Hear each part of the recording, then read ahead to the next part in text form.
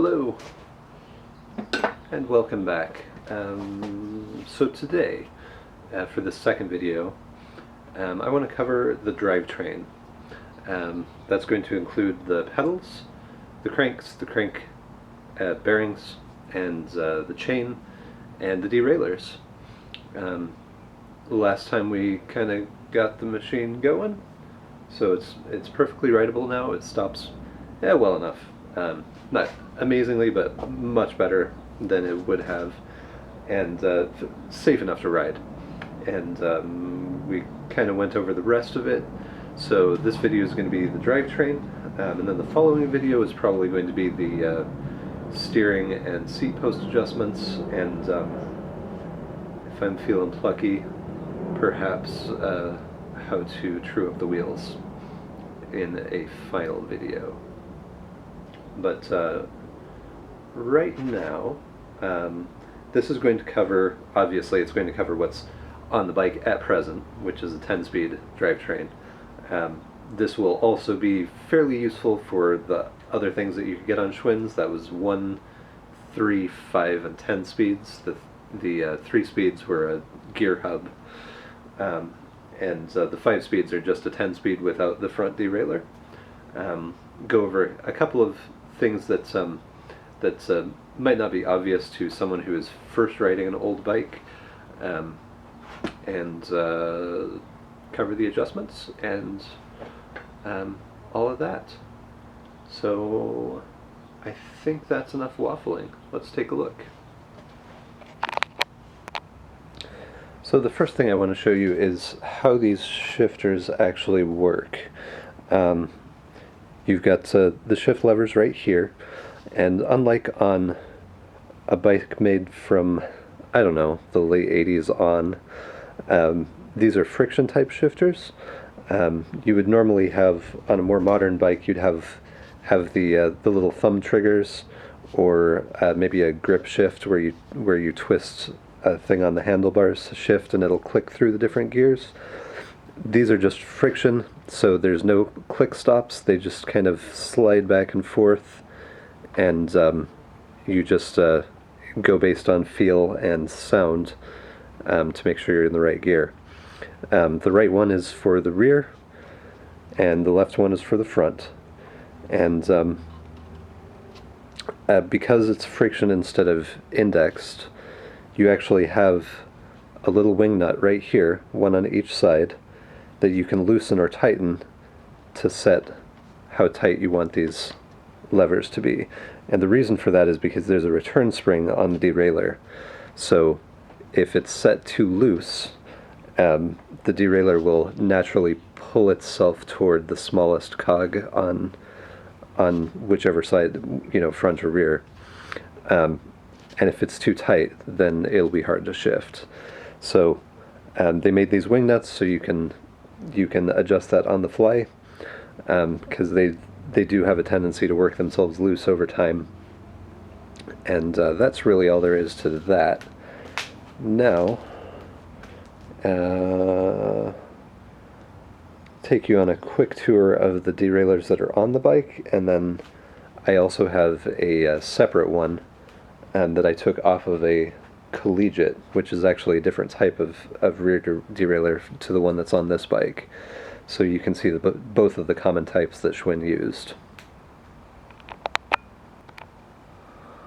Alright, so this right here is the front derailleur. This happens to be a Shimano Thunderbird.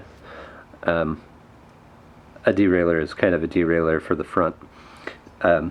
But the way these work, you can see you've just got a channel here that the chain runs through, and as you move the lever, it'll pull the chain to one side or another, and when it gets far enough, it'll hop over to the high wheel or the low wheel. And left to its own devices, the spring will always return the derailleur to the lower position, like you see here. And when you're running it, obviously you just adjust it so it stops, so the chain stops clattering against the sides of the derailleur. You could probably see right down in here there's a little notch where the chain is actually rubbed through this part of the derailleur. That would have been because it was left probably in high gear, but just kind of rattling against the edge of this. So it was either out of adjustment or the person who was writing it just did not care. Either is possible, not sure which. You may be able to see there's a parallelogram linkage in here that moves as I move the lever. And you've got the shift cable coming down here, going round the bends, and it clamps in right here and pulls down to move that back and forth. You have two adjustments here. This one is the limit stop for going this way, so it'll keep it from derailing entirely off the smaller sprocket. And this one does the same for the high side. Most Schwinns do have these guard plates to keep it from getting too exciting, keep the chain from falling off, and also keep your pant legs out of the chain. And it should also be noted that unless someone really messed with it, you're probably not going to have a problem with the adjustments here. You may have a problem with too much slack in the cable, and that's caused by it sitting under pressure for years and years, as well as wear in the cable housing and that sort of thing. So you may have to adjust the tension on the cable, which in this case you would do by unclamping it right here and pulling it taut as it was sitting in its lowest position, and then clamping it back down. This one is okay. And while we're here, I'm going to take you back a little bit, since we're just kind of doing this overview here. The pedals just screw into the crank here, and you unscrew them by turning them toward the back of the bike. In other words, this one turns this way, and the other one also turns this way, but it's a reverse thread. You can also unbolt this this tin on the outside with the 5 screws here. I don't recall if you have to do that to take apart the cranks, but we will find that out together. And I'm going to get you set up a little bit better so we can take a closer look at the rear derailleur, because that is obviously the fancier part. Alright, this is the rear derailleur as installed. You can see there's more going on this one. This whole mechanism here is the rear derailleur. The reason that this is all fancier looking than the front one is because it's responsible for taking up the slack in the chain according to the combination of gears that you're using. It still has a sort of parallelogram mechanism in here, which pushes these pulleys back and forth, and that's what causes it to hop up and down onto the different sprockets. And then these can rotate like this to make more or less slack in the chain. They're spring-loaded. And also this whole mechanism moves back and forth. This is part of what lets you take the wheel off, because you can bend it back like that and then you can slot the wheel forward to remove it. This particular derailleur was made by a French company called Uray. They were considered fairly passé by the time this thing was built.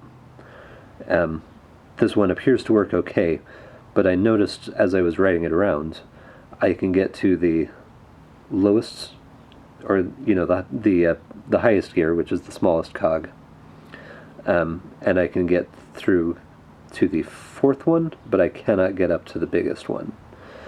And I further noticed that there was a lot of slop, and this is the shift cable, which is very loose, and if I pull the shift lever here, you can see it has a whole lot of tightening up to do before it even starts to move.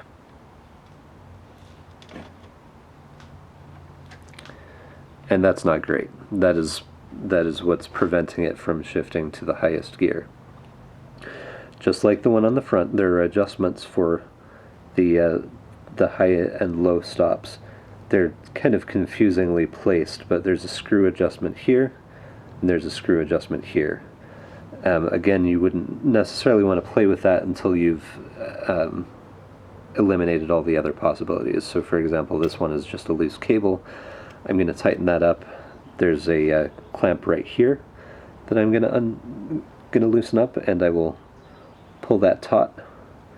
There's also an adjuster right here, but it's already adjusted out pretty far. And yeah. So, like I said, this is the French version. There was also a version. This is also pretty sloppy, but that's just how it's going to be, at least for right now. The other version, which came a little, well, it was kind of around the same time as this one. Schwinn decided that Array wasn't keeping up with the times. And they were actually somewhat instrumental in turning Shimano from just being a fishing company, like a fishing products company, to an actual bike products company. And they made this model, among others. And this, instead of having just a couple of bars making the parallelogram linkage, it's got a pretty robust pair of bent steel plates here. But it does the same thing, so the shift mechanism works like that. This certainly seems like a nicer unit to me, but I am going to run with this one because I would not expect just a random person to have one of these sitting in their garage. So I don't want to put this on. I just wanted to show you that this type did exist. It existed at the same time. This came off of a 75 Collegiate, so same model year. This is called a GT120. The main difference is the adjusters are here and here, and they're labeled L and H for the low and the high stops. So it's easier to figure out at a glance. But they do the same thing. They both shift a 5 sprocket freewheel, and they have a similar clamp and adjuster assembly. They're held on with this arrangement.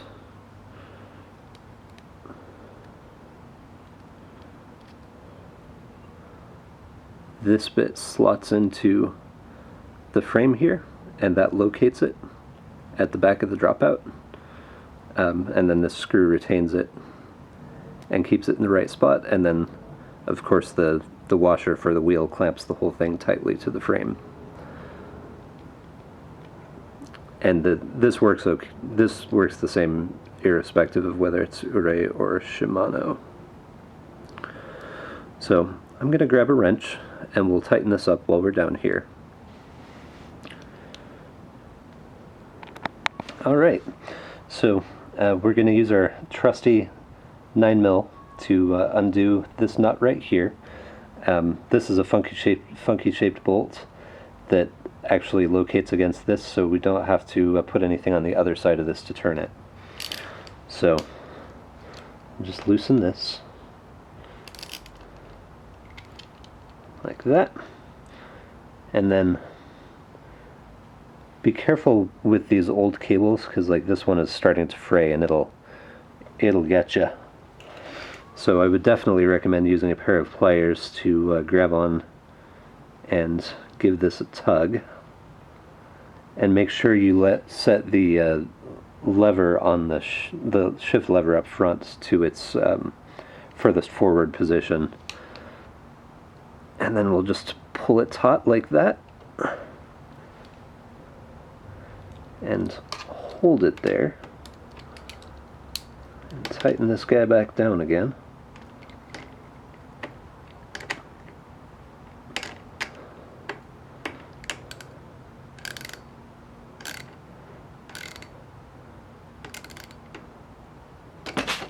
Whoop. Yeah, that tight. And now, yeah, that's still a little loose. Oh, but it's a lot better. So what I'm going to do is I'm going to set the center of the bike up on a block so that I can turn the cranks, and we'll just kind of run it through the gears and make sure it shifts. We already know that it'll hit the lowest one, so we're not worried about that, and we know the low side of this is in adjustment.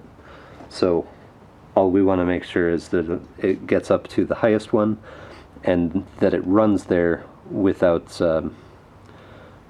making any untoward noises. So I'm going to set that up, and we'll take a look right now. Alright, so this is just resting up on a 2x4 on the bottom bracket, which is pretty precarious, but we're going to take a crack at it anyway. Just going to adjust the front derailleur so that it's in the right spot. So we can see we're doing fine on the bottom cog. And we'll just adjust that up to the next one here.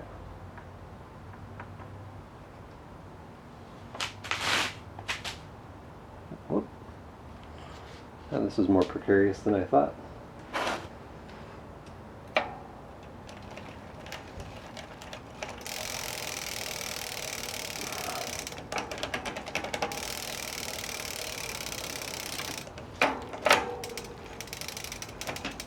Okay, so that's, well, that jumped 2, so we're on the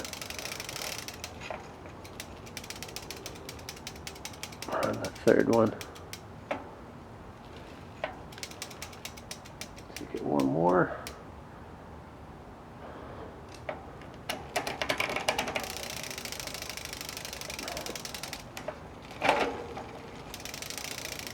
So now we're on the 4th one, which is as high as it would go. Let's see if we can get it to shift to the 5th one now.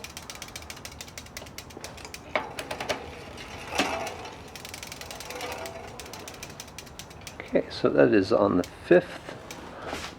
We're actually a little bit past where we should be because it's scraping against the pie plate there. Back it off slightly and see if it stays in gear without scraping.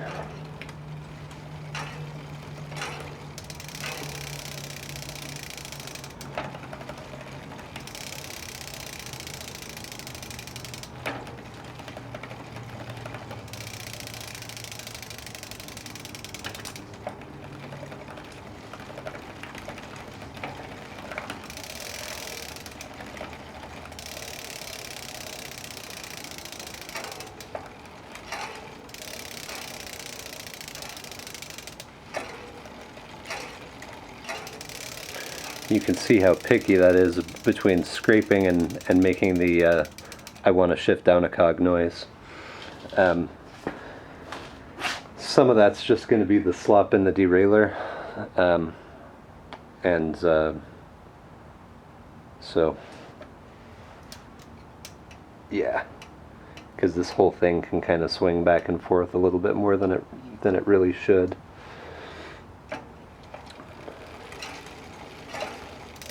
Still,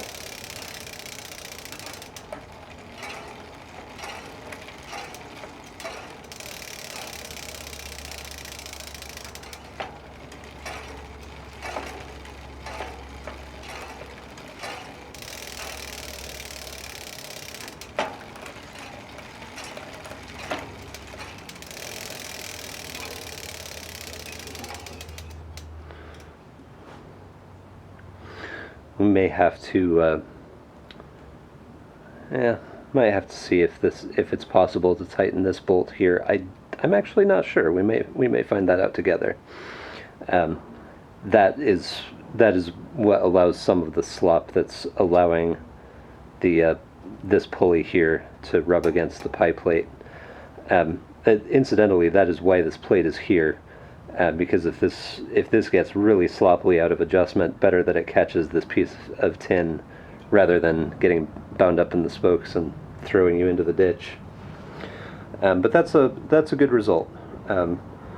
that means that we at least have a low gear, which we didn't previously have.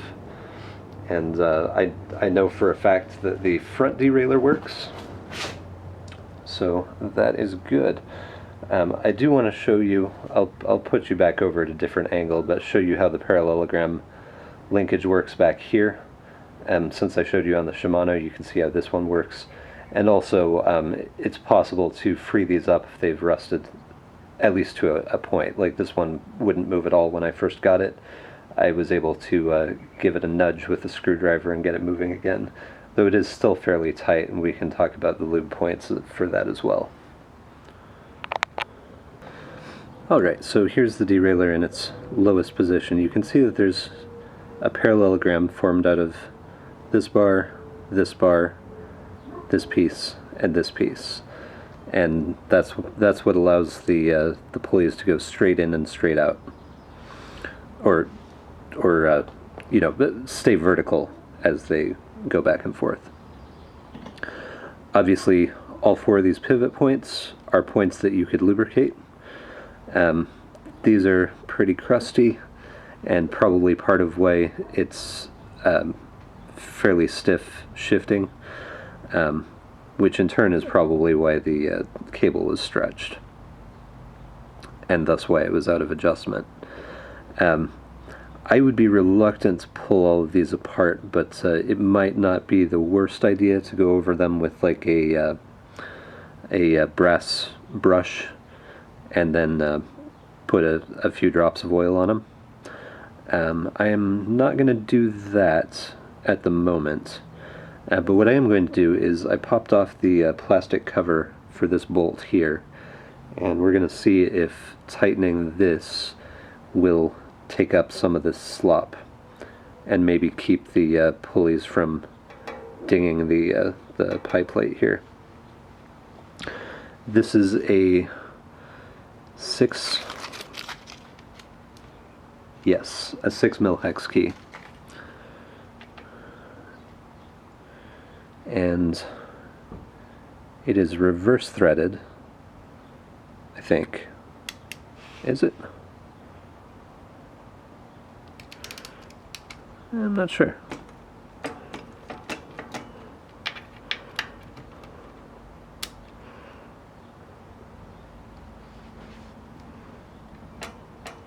No, it's forward threaded. So that is super sloppy.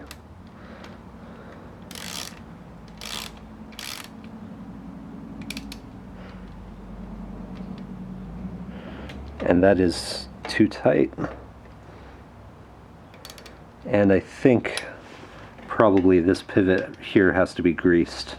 I'm not going to take this apart because it's spring-loaded, but I would strongly suspect that is why there is no like stays in position setting for that. It may also just be because it's French.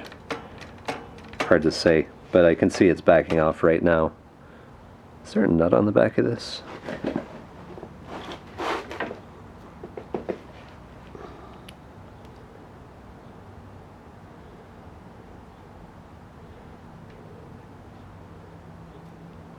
There is. So maybe what you do is you set the tension here and then crank it down back here to keep it in place. Do I have... I'll address that in a minute. Meanwhile, since we're down here, and because this is gross, just as a pride of workmanship thing, let's see if our aluminum foil trick will work on this.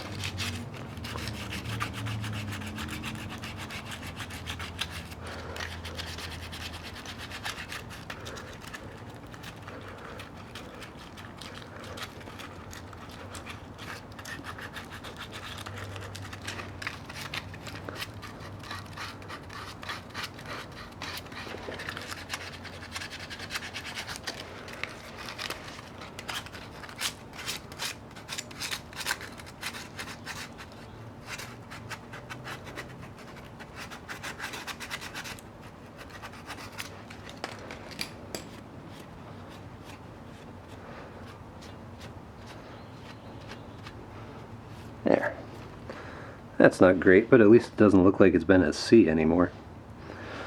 So yeah, I'm going to see about finding a wrench for the back of this thing and see if we can't get this tightened up. I'm not sure if I'll do that on camera. You can kind of see what the deal is anyway.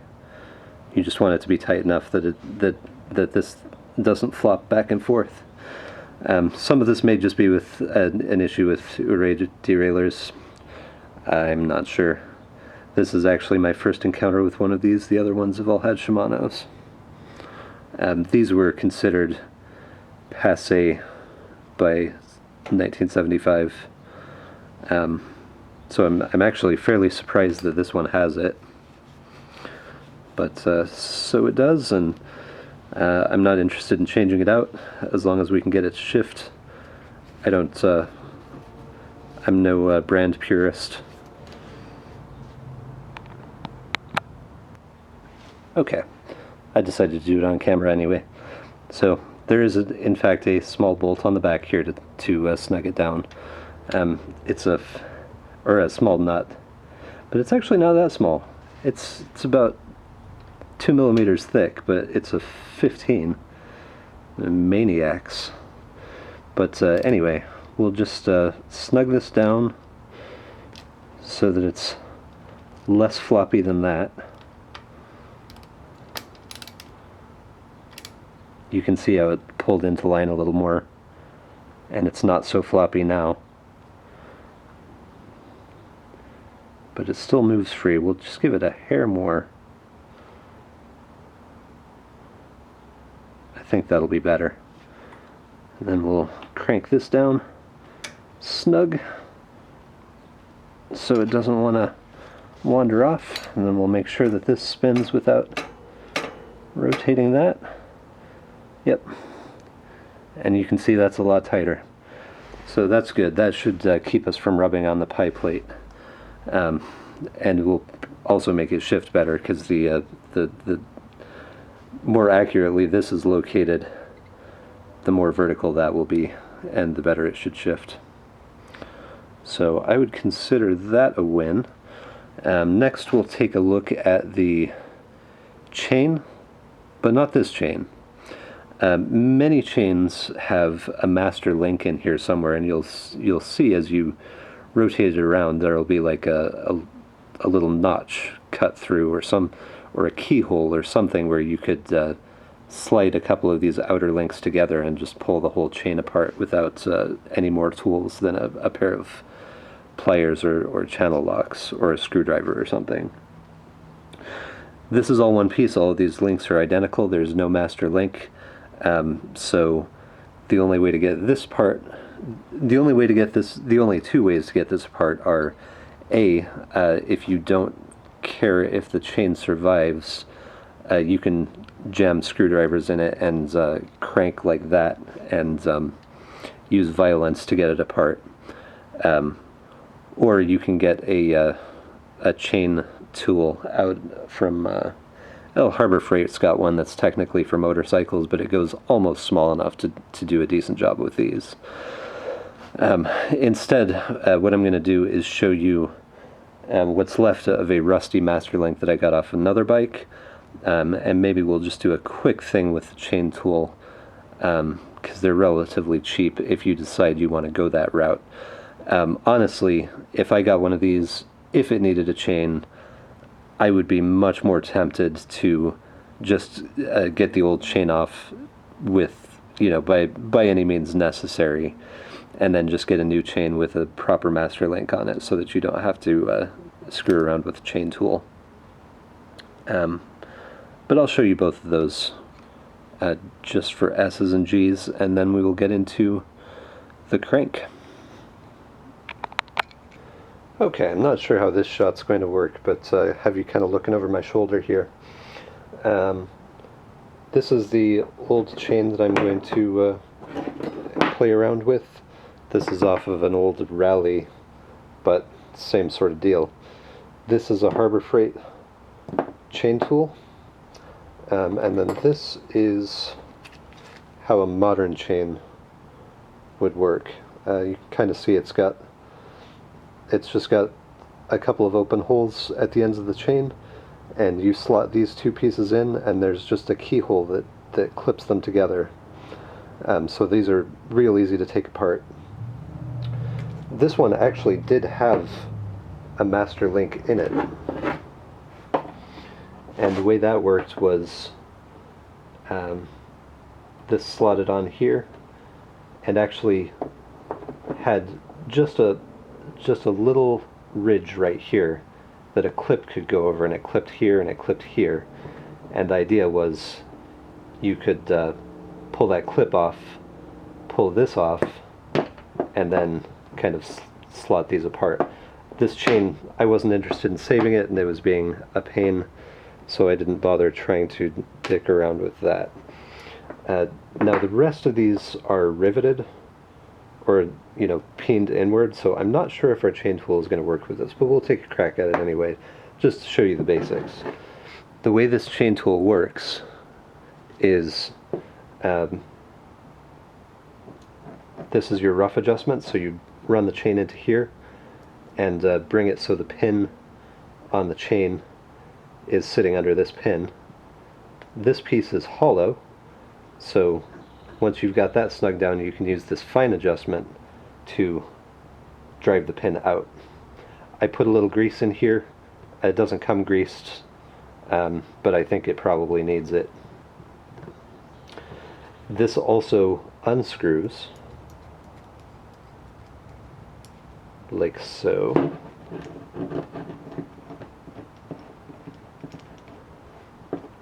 And there's a separate piece that you can put right back in here that just has a cup, so it'll catch the pin instead of driving it all the way through. You use that to drive the pin back in. But right now we're just going to try and separate it.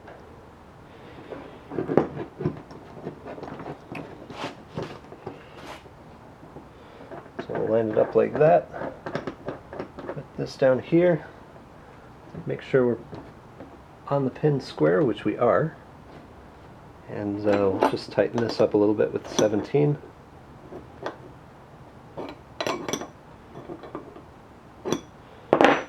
And then drive this down with the 14. And if this doesn't break apart, you'll at least see the principle of how it works.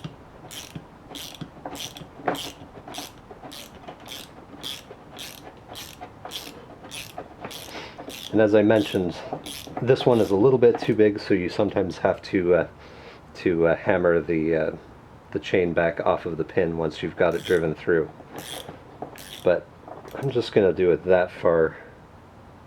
We'll see if we got anywhere. It looks like we did.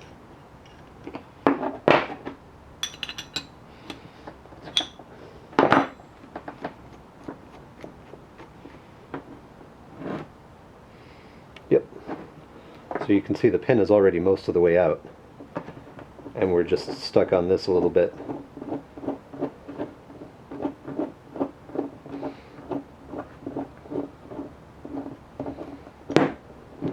Yeah.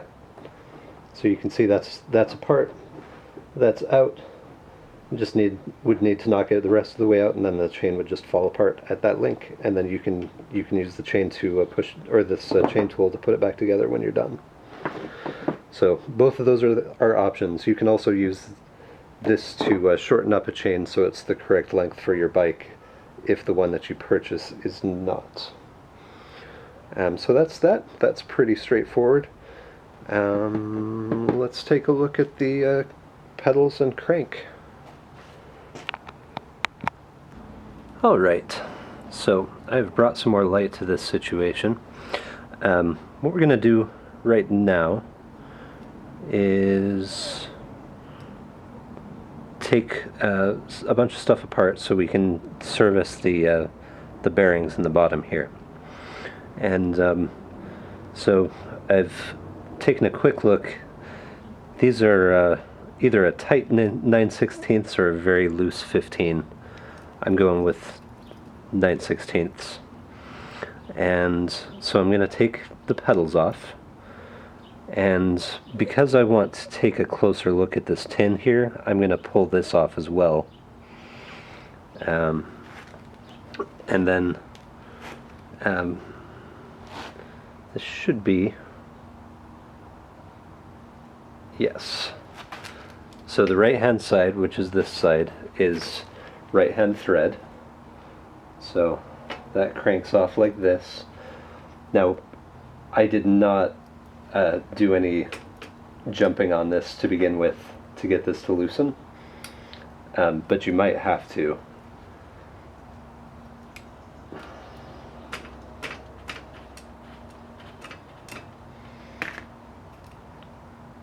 Yep, not quite.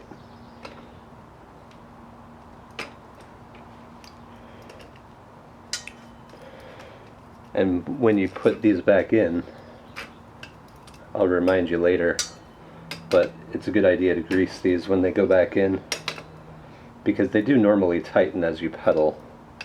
The grease is just to help you get them back off again when you need to service it.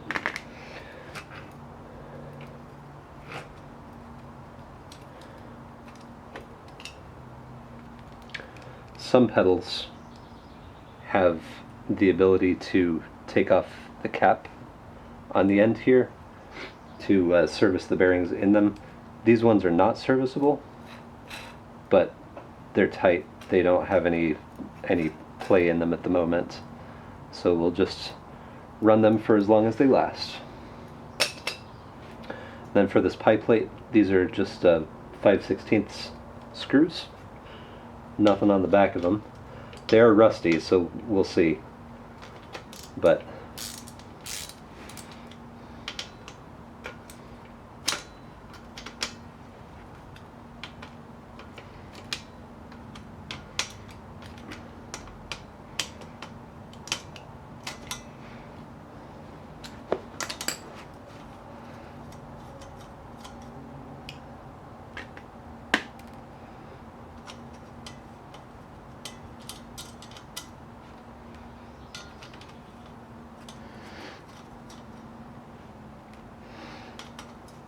a previous owner repainted this tin.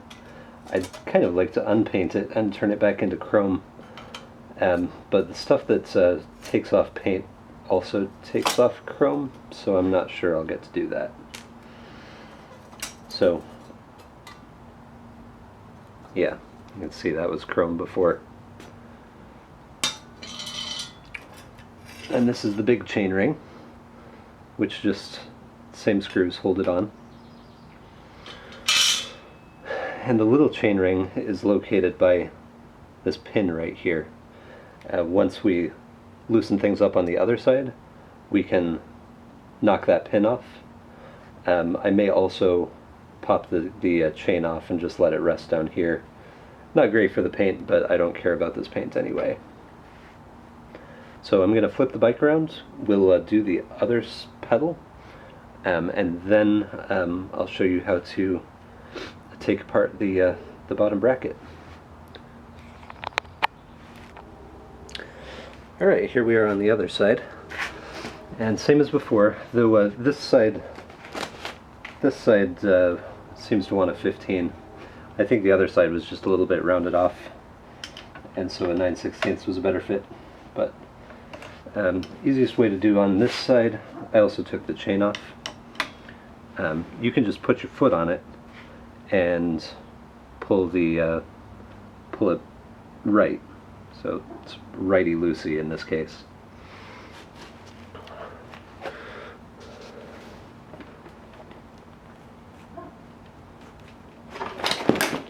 Whoop. There we go.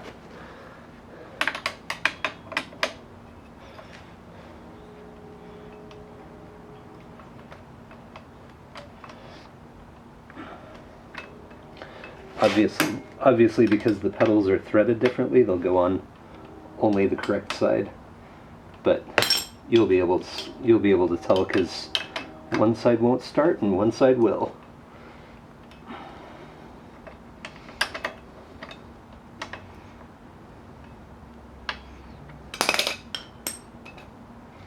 All right, and that's our other one.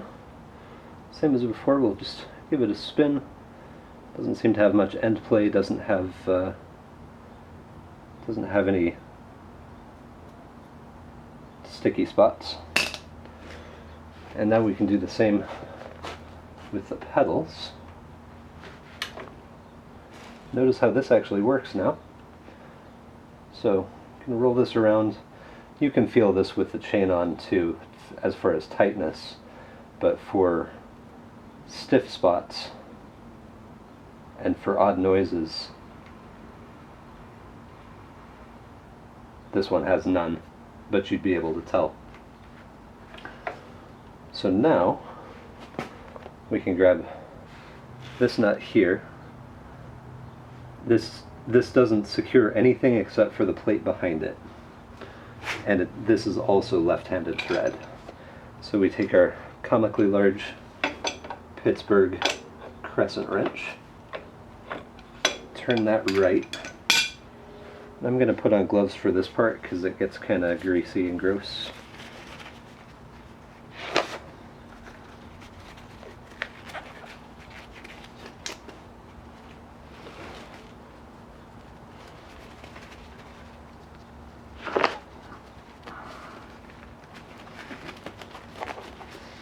So we unthread this guy.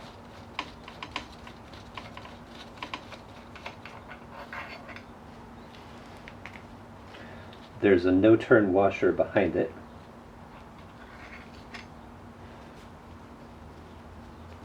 You can see how this has a notch in it that keeps this from rotating, so that the outer washer, all it does is push on this piece. It doesn't impart any turning force as you tighten it up. Now this guy has a slot in it, so you can hit this with a screwdriver. Sometimes you actually have to hit it. We'll see if we get lucky and maybe we can just give it a spin. Yeah. I suspect this may have been serviced. Not necessarily like immediately, but ever at least. Possibly when this thing was painted. So you can see as this loosens up, it's like loosening up the entire thing. Now this crank is one forged piece. It goes all the way through. So we're gonna get this thing off, and then once we've got this unthreaded,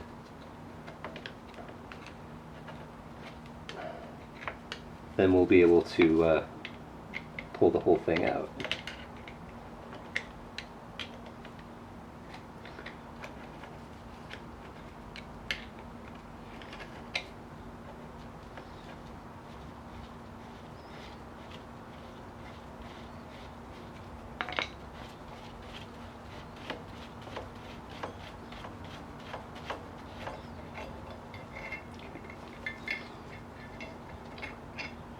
Now this is actually what's called the cone part of the bearing. So this is actually a bearing surface. And then behind it we have the actual ball bearings in a cage.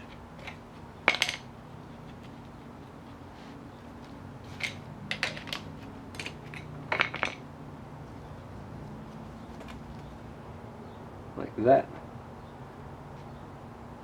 And this does have decently fresh grease in it, but no way to know until you take it apart.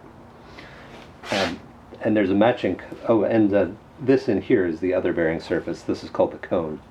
It's painted over, but it's normally a chrome piece, and you can actually knock it right out of the bottom bracket here. It's just a press fit. So right now, we'll pull this back, and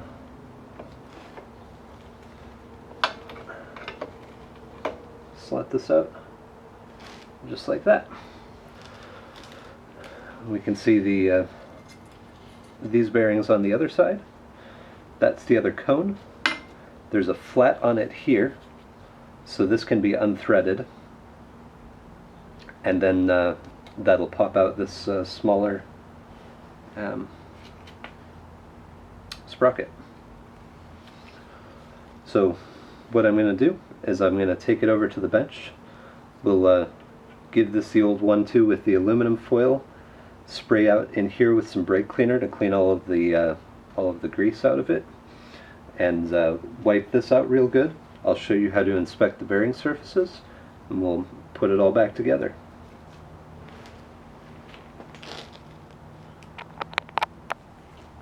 Alright, so this is our healing bench. We've got the sprockets and all that jazz. I wanted to show you the flats on this. We don't technically have to take this apart to do the service that we're doing, but I want to show you how to do it because just in the interest of completeness. So, like I said, there's flats on here, and these are right-hand thread. So you just give it a crank that way. Shouldn't be too tight.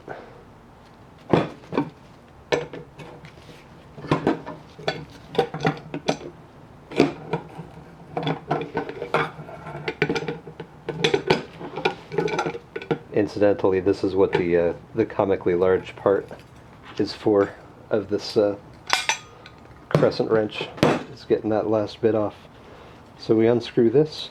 Now this is a different size and thread, so it can slip over the rest of the crank.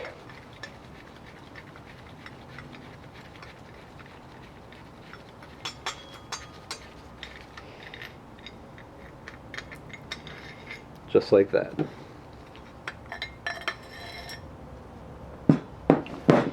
You can tell which way is up on this one because it's got a Schwinn logo, a patent, and that one looks scruffier. This side looks scruffier. So you can see there's some green grease on this. It's definitely been done. It hasn't been run dry, so that's a good start.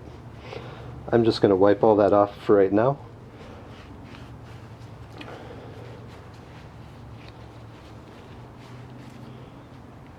And I'm going to hit some right here on the threads with some brake cleaner just to knock out any crap that might be in it.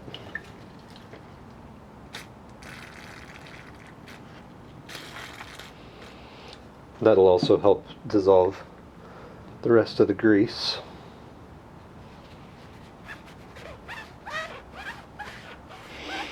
It has such a lovely smell.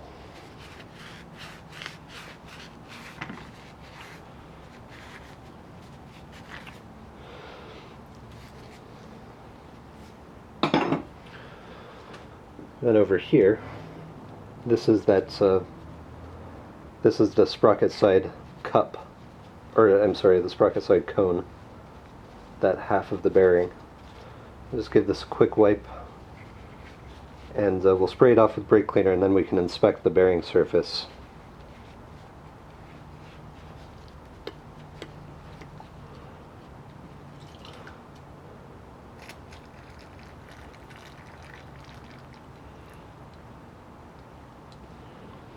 You can be generous with the brake cleaner, but you don't have to be crazy, unless you just really like spending money on brake cleaner.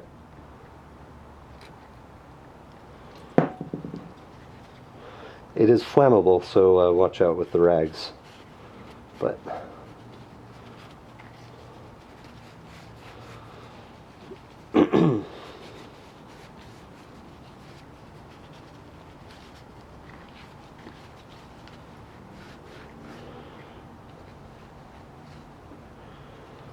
okay. Now as you turn this round, the balls run on this surface here, and you just kind of inspect it, and you can feel along and feel if there's any notches or dents or grooves or anything that might catch your fingernail, and that would be an indication that it is time to get a new one.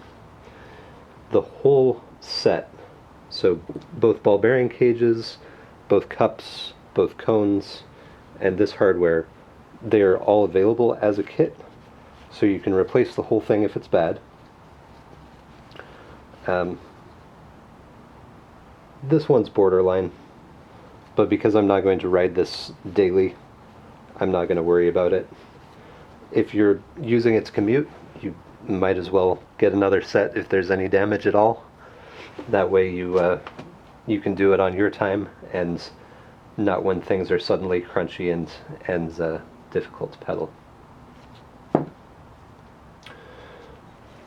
If you are reusing them, make sure you keep the bearings matched with the side, because they're obviously wear together. So I'm going to clean up these two, and I'm going to do, I'm not sure how much magic the aluminum foil will work on this, just because it's so rusty and pitted, but we'll give it a shot. I bet it'll be better. So I'm going to bring you back after I've cleaned up all of this stuff, and we'll take a look at the cups on the bike and then put it all back together. So just a little bit more here at the bench. I ran the aluminum foil over this. It did okay. It's still pitted, but it's at least not rusty looking. Now, I should be clear that you really don't have to do all of this cleaning. Like, obviously you have to keep the mechanical parts clean. The cosmetic stuff, I just consider that a pride of workmanship thing. And you might as well clean it while you're in there, obviously. It's also, you know, once you clean enough of these parts as you're going through the bike, once you're done, it'll be pretty nice looking. And pretty nice looking is the difference between, hey look, a poor person, and hey dude, nice bike. So this slots back in here, mates up with that hole, and just sits loose in there.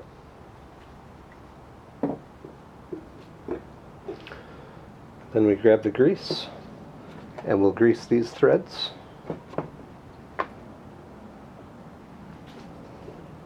Like so. And you can wipe off the excess when you're done.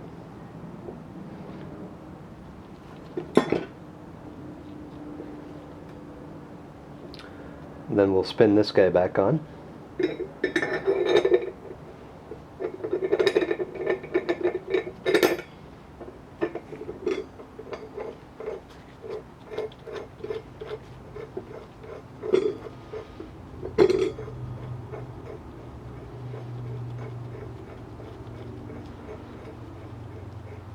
This side will naturally stay tight. The grease, again, is just to make it easier on yourself when it's time to service this once more. So, it wasn't super tight when I took it off, so I'm not going to wail on it when I put it back on. Just snug it down.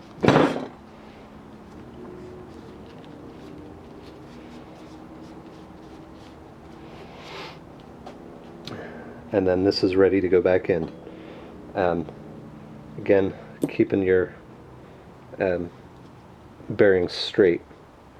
I do want to show you one thing. On these cages, you've got one side that has all of its balls showing, and one side that has none of its balls showing. And the one that has none of its balls showing is what goes in here, because the cup rides around the outside. If you put it in backwards, it'll still work on this side, but it won't see it on the other side, which is no good. Incidentally, they will have Schwinn stamped on them if they're original Schwinn. This happens to be, which means these either came with the bike, or the previous owner, or a previous owner, had chosen actual Schwinn parts. Obviously they're no longer available because Schwinn is no longer in existence, but you can get new ones. It's also important to note Schwinn had their own thread pitches and diameters, so when you order a new set, it can't just be for any one-piece crank bike. It does specifically have to be for Schwinn's. So I'm going to take you over to the bike. We'll take a quick peek at the cups. I'll show you what to look for there, and then I'll show you how to put it all back together. Alright, so now we're back on the bike. I've done the other side already as far as getting the bearing put into place, but I wanted to show you this side. You can see that the previous owner did a pretty sloppy job with spray paint and oversprayed into the bearing and stuff, but the actual part that the ball bearings roll on is okay, and even though there's some paint flaking off, we're just going to run it. So This may not end up being like the best way to do this, but it is going to be the best way to show doing this.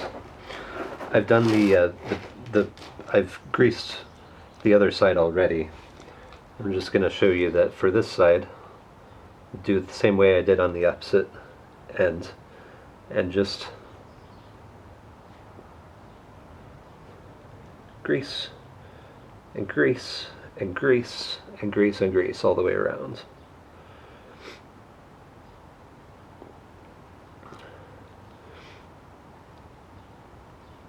You definitely don't have to be shy, because if you have too much grease, what happens is nothing. And if you don't have enough grease, then you get to do it again. So, oh, and mind the shit on your fingers. You don't want to get that in the bearing. That's going to go in like this, so the open face is going into the goop.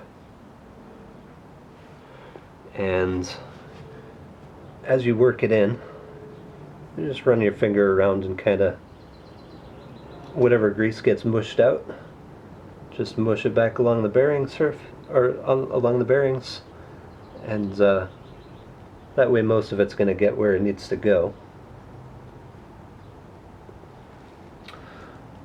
Then you forget to grab something to wipe your hands off with, and just go ahead and do this anyway.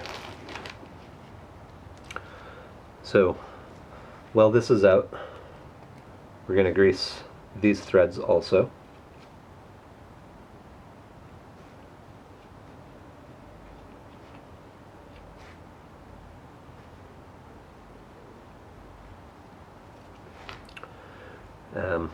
And then it's going to go in this way.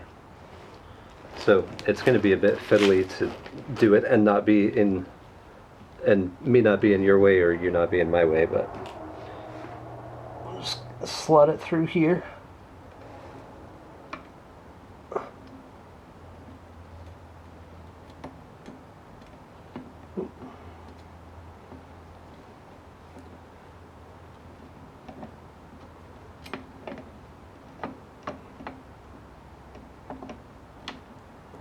Come along now.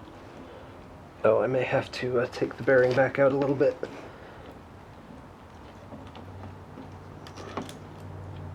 Yep. We round the corner. Now we're back on this side. And then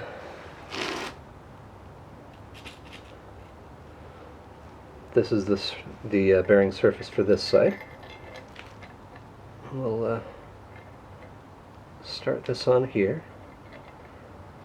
Remember, this is left-hand thread.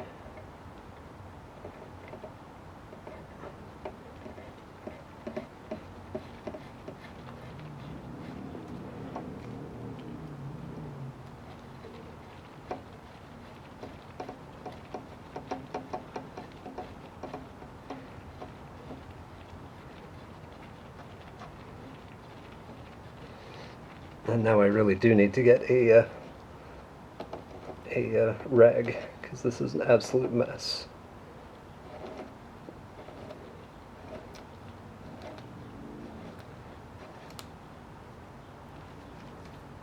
Okay.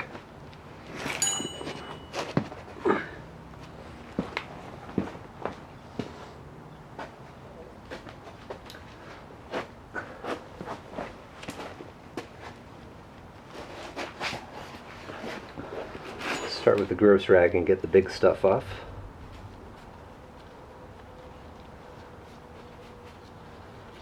And I'll hit it again with the less gross rag as we get further along. Now, adjusting this, obviously we're going to spin this around a few times.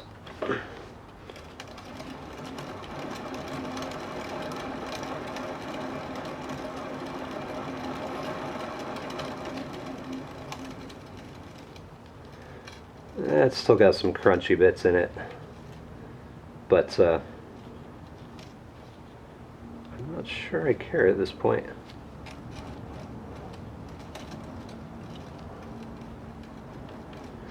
It'll smooth out some as we ride.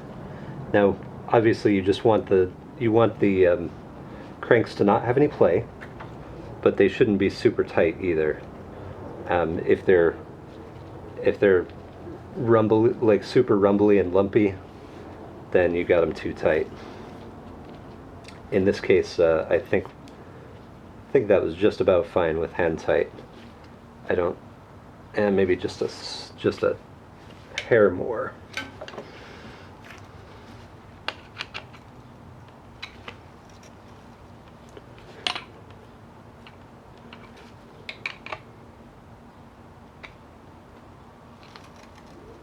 Yeah, that's good. Then we've got our no-turn washer, which goes on here.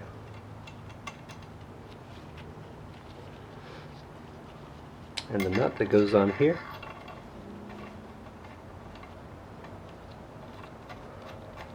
Lefty-tighty.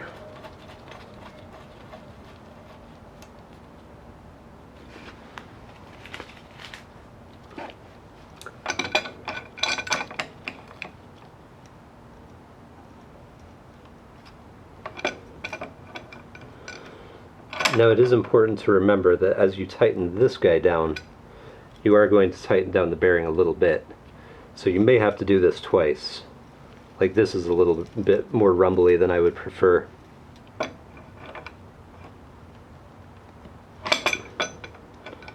But you can just slack it off a little bit.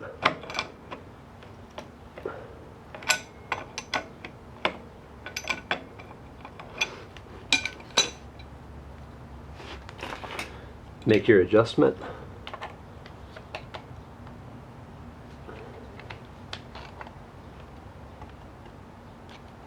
Like that.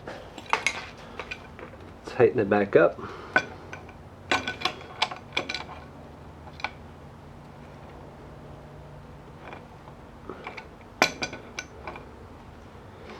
And don't expect that you will ever come to grips with left-hand thread. It's like against human nature.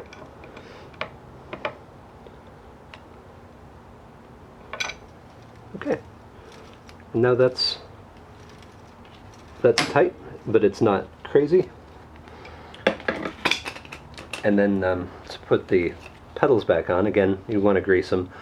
If you spray these threads off with brake cleaner, make sure that you spray them this side up, because if you get brake cleaner in the non-serviceable bearings, you will dissolve all the grease in them, and then you probably buy new pedals. You may or may not be able to see, but these actually do have stampings on them, L and R, so we know which ones go where. And as you recall,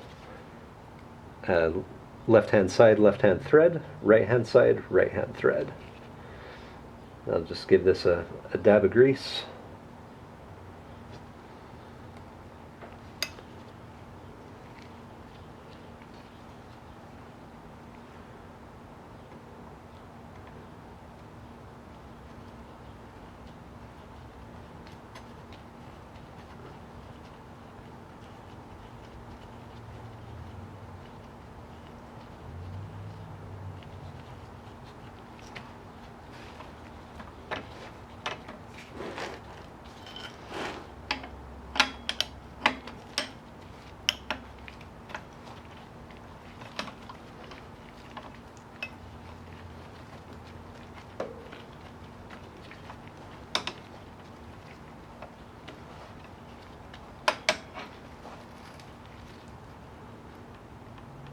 And snug is fine. You don't need to wail on it. Oh, speaking of wailing on things though, if you end up having to replace these bearings, you can just jam a big screwdriver through the bottom bracket here and to the other side when everything is taken apart, obviously, and just hold it and wail on it with a hammer. Helps have the bike on its side, and you can knock the old cups out, and then it's the same with the installation. You just pound them in with a hammer. Just work your way around the circumference to drive them back in. So I'm going to finish putting this together. I'm going to clean up the larger sprocket and the pie plate. I might see if I can actually strip the paint off that pie plate. I'm not sure yet. And we'll put it back together and give it a quick test ride. And with all of this done, the most of the major wear items are taken care of, and we should be able to shift into all the gears. So we shall see.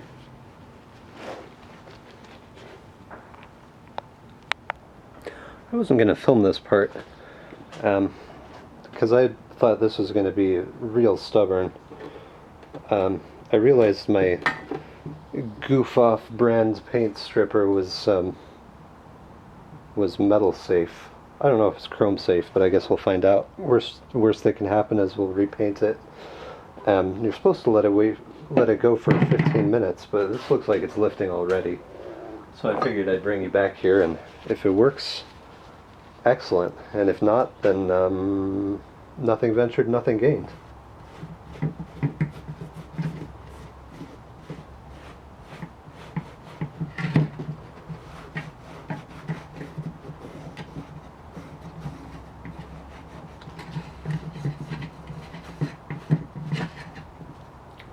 Well, I'd say that's a good start. I'll hit this one more time.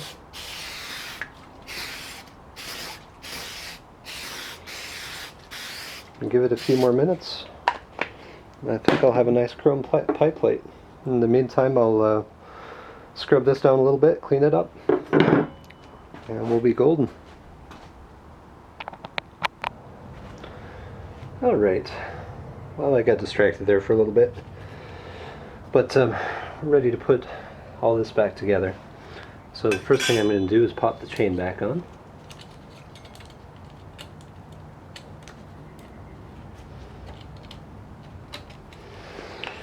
Then we get our sprocket. I just gave this a quick once over.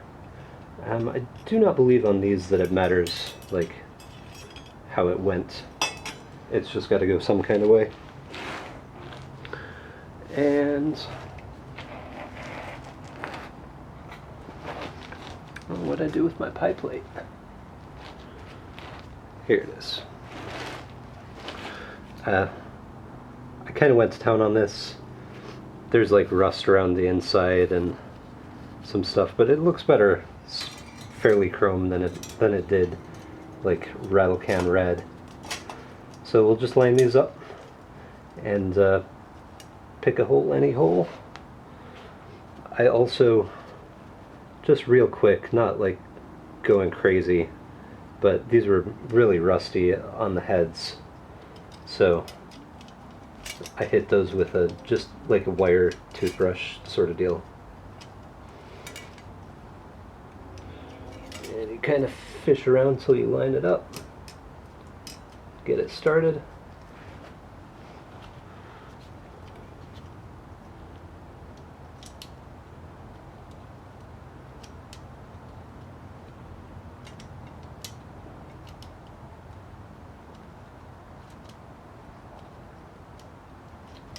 Come on.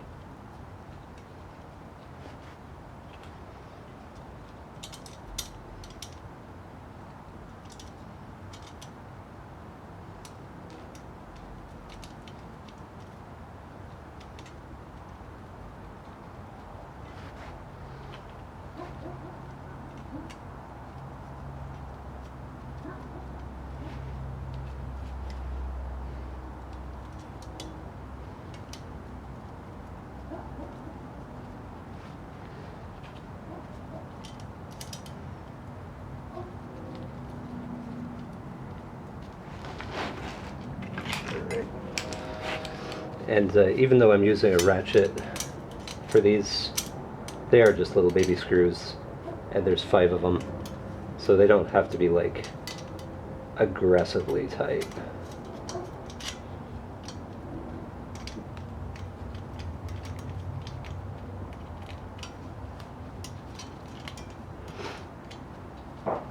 Also, while I was at it, I just took a quick pass with the aluminum foil over this front derailleur. It's my opinion that as you work on things, you should really just clean as you go, because, you know, you're going to be the next person to work on it. Also, I don't think this matters, but just automotive style, I tighten these with a star pattern. I think it's just force of habit.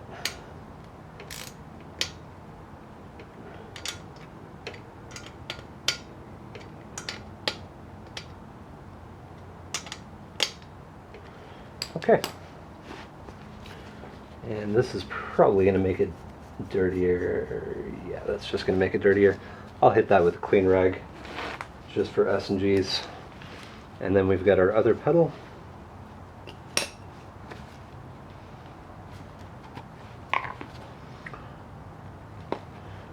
A smidge of grease for the threads. Well, that's more like a glob of grease, but that's fine.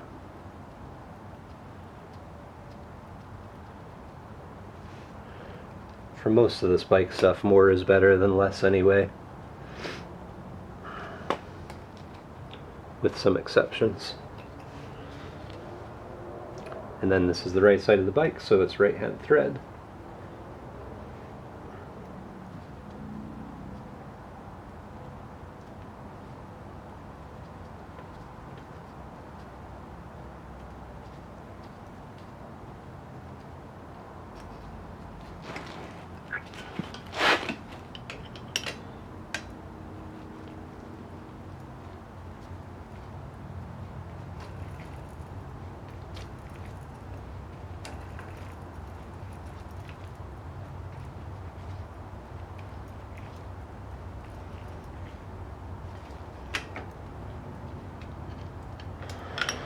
Alright, our work here for today is done.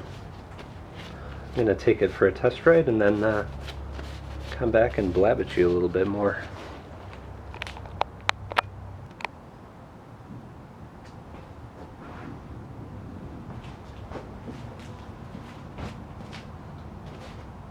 So, here we are, the end of the second video. And what have we done? We've gone over the wheels, new tires, new tubes, new rim tape, new brake pads, adjusted the brakes. We've taken a look at the entire drivetrain, adjusted the rear derailleur, taken the whole bottom bracket apart, and cleaned up the pipe plate and just kind of cleaned along as we went, re-greased everything and took it for a test ride, and it's running well. It's actually quite pleasant. It shifts through all the gears, it looks better, and so while it was first safe to ride, it is now pleasant to ride. And that leaves us with just a couple more things, really. I tried to structure this video in a way that how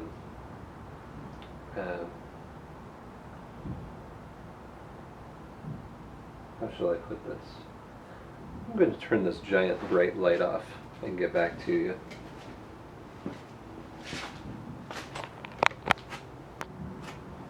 That's much better. Okay, so gave a basic summary already, so we already know what's done with the bike. We also know, as a result of going through things as thoroughly as we have, where the trouble spots are. So we know that the wheels need to be trued up. I know from riding it that the steering is a little bit loose, and the derailleurs, it shifts fine to the top gear now, but it's a little hesitant to be eased down into the smallest cog. So that's going to have to be addressed. That's probably just going to be a quick adjustment. It was probably adjusted because the whole derailleur was so floppy. And so I adjusted it, but then I also corrected the floppiness, and that's that probably threw it slightly out of adjustment again. So take care of that off camera. The next video will take a look at taking apart the steering and doing the service on that. It's actually very similar to how the bottom bracket worked, but it's smaller. And we'll also take a crack at getting the seat post loose. It looks like it's rusted pretty solid. We'll see how much violence we have to do to it to get it loosened up so it can be adjusted properly. The saddle itself is actually pretty nice. It's in good shape. So I'm just going to roll with that. And then I think in a final video we'll address probably some riding safety and also how to true up the wheels. Can you tell it's getting near July 4th? So I think 4 videos is going to cut it for a pretty thorough overview of anything you could possibly need to know about one of these. And so we'll do those in my free time, and you'll get to see them as I make them. But for now, good night.